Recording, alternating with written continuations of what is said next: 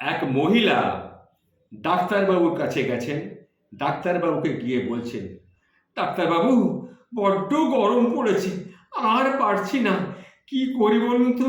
আপনি ঠান্ডা থাকার জন্যে কিছু একটা প্রেসক্রিপশন করে দেন।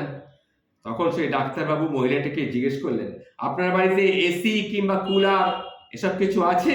না ডাক্তারবাবু, এসব নেই।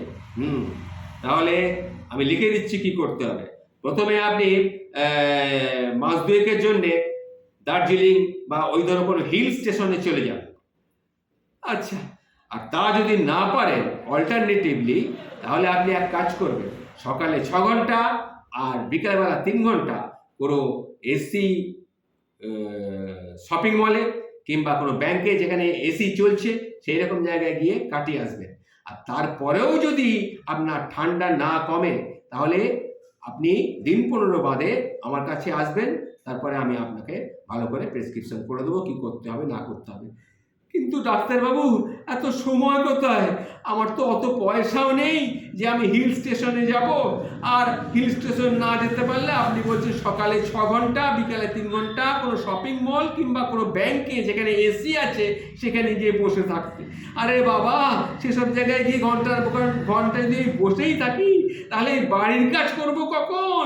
আর ওরাই বা আমাকে বসতে দেবে কেন? 2-1 দিন হয়তো কিছু বলবে না, কিন্তু রোজ রোজ কি আর আমাকে বসতে দেবে? তাহলে আমি কি করব? তাহলে আর কি করবেন, যেরকম গরমে ভুগছেন সেরকম ভুগুন। হাত পাকা আছে তো হাত পাকা নিয়ে গাছতলায় চলে যান। গাছতলায় বসে ভালো করে হাত পাকা চালান, দেখবেন শরীরটা একেবারে জুড়িয়ে যাবে। সকালবেলা গিয়ে বসবেন গাছতলায়, সন্ধে অবধি গাছতলাতেই থাকবেন।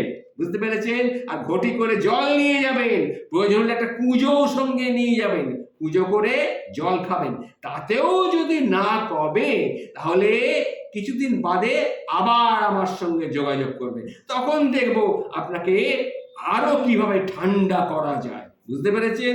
আচ্ছা ডাক্তারবাবু, তাহলে আমি এখন আসি। তাহলে আমি এখন আসি।